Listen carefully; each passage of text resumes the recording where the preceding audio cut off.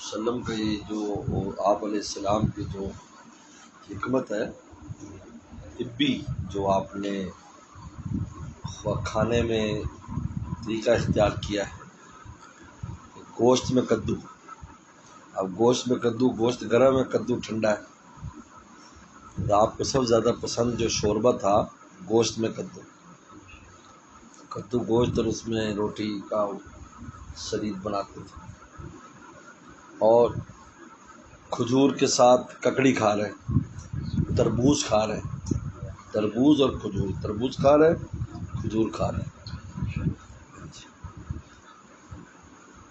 کھجور کے ساتھ مکھن کھا رہے ہیں، مکھن لگا کر کھجور، اب اس لیے کہ مکھن جو ہے وہ اس میں چکنائی ہے، اور یہ جو ہر گرم چیز میں خشکی ہوتی ہے تو وہ اس کو بیلنس کر دیتی تھی۔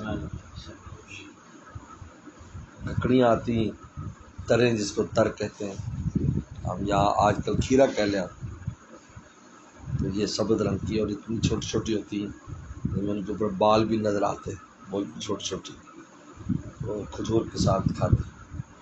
بلکہ یہی ایک اسی سے متعلقہ وہ روایت ہے نا ترمذی میں، کہ بائیں ہاتھ میں آپ نے ککڑی کسی پکڑی، دائیں ہاتھ میں، دائیں سے بھی کھا لیتے، بائیں سے بھی کھا لیتے۔ بعض لوگ بائیں ہاتھ کے استعمال کو جرم سمجھتے ہیں، ایسا کچھ نہیں، کہتے بائیں ہاتھ سے تسبیح کر لیں یا نہیں، بائیں ہاتھ میں تسبیح پکڑ لیں یا نہیں، ضرورت کے تحت آدمی تھک جاتا ہے دائیں تو بائیں سے کر لے۔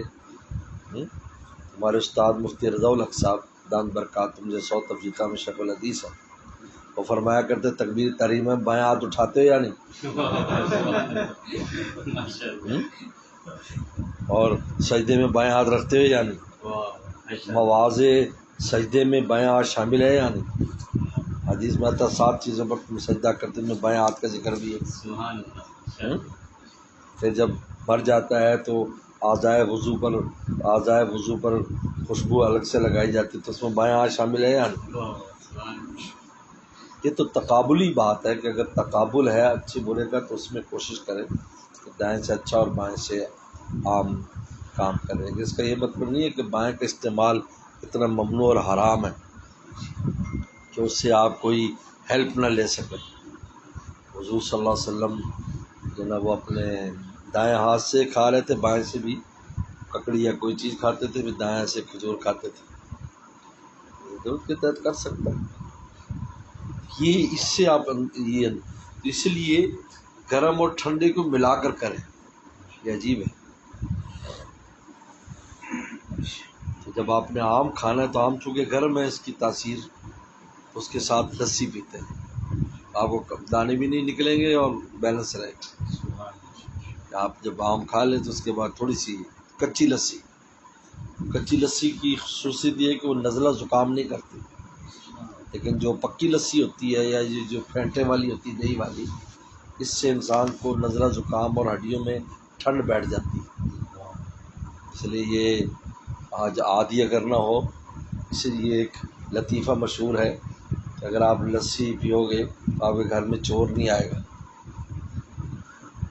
اس نے کہا کہ چور نہیں آئے گا گھر میں، ان کا ہاں کہ یہ لسی کی عجیب کرامت ہے، اور بڑھاپا بھی انسان پر نہیں آتا اس کی وجہ سے، لسی کی وجہ سے۔ تو انہوں نے کہا یہ کیا بات ہوئی، ان کے اس لیے کہ وہ اس سے کھانسی ہو جائے گی تو سر رات بابا کھانستا رہے گا تو چور کیوں آئے گا، جاگ جو رہا ہے، اور جلدی مر جائے گا تو بوڑھا بھی نہیں ہوگا، جوانی میں مر آ جائے گا۔ لیکن جو یہ دودھ کی لسی بناتے ہیں ہم اس کو کچی لسی کہتے ہیں، یعنی دودھ میں پانی ڈال لیا، نمک ڈال کے اس کو حل کر لیا، وہ پی لیا، یہ بہت یعنی لسی کی اقسام میں سب سے محفوظ ہی ہے نا۔ وہ پھینٹے والی جو لڑکتے ہیں اس میں دہی ہوتی ہے، چونکہ تو دہی کے اندر کھٹاس ہوتی ہے، تو سینے کے امراض والوں کو جیسے میں بھی نہیں پیتا کیونکہ ہمیں فوراً وہ سینہ میں جکڑ بندی ہو جاتی ہے، اس طرح جو وہ لسی ہوتی ہے کنگ والی، اس میں بھی ہے تو وہ اس میں بھی ٹھنڈ زیادہ ہوتی ہے، بہت زیادہ ٹھنڈی ہوتی ہے، کیونکہ مکھن ساری گرمی لے جاتا ہے تو پیچھے ٹھنڈ چھوڑ جاتا ہے، اگر اے سی گرمی نکال دیتا ہے تو آپ پہ ٹھنڈ ہو جاتی ہے۔ اے سی کو ٹھنڈ تھوڑی پھینکتا ہے، یہ صرف گرمی نکالتا ہے. گرمی نکال دے گا تو خود ہی وہ ہو جائے گی. فارمولا صرف اتنا ہے. تو اس لیے حضور صلی اللہ علیہ وسلم کا جو انداز تھا چیزیں استعمال کا، وہ اس انداز میں تھا کہ ٹھنڈی اور گرم کو ملاتے تھے تاکہ اعتدال پیدا ہو. اس لیے پھلوں میں بھی مکس کر کے کھائے. اگر ایسی چیز ہے بہت ٹھنڈی ہے تو اس کے ساتھ کوئی گرم چیز لے لے، گرم ہے ٹھنڈی لے لے، کوئی مضر نہیں ہوتا. کیونکہ معتدل چیز مضر نہیں ہے. آپ کی باڈی کسی طرح کی بھی ہے، باڈی کی بہت سی اقسام ہے. بعض کی طبیعت ہار ہوتی ہے، بعض کی بالغ ہوتی ہے، پھر ہار میں بعض کی مرطوب ہوتی ہے، بعض کی خشک ہوتی ہے. کئی اقسام میں باڈی، لیکن معتدل چیز ہوگی موافق ہے.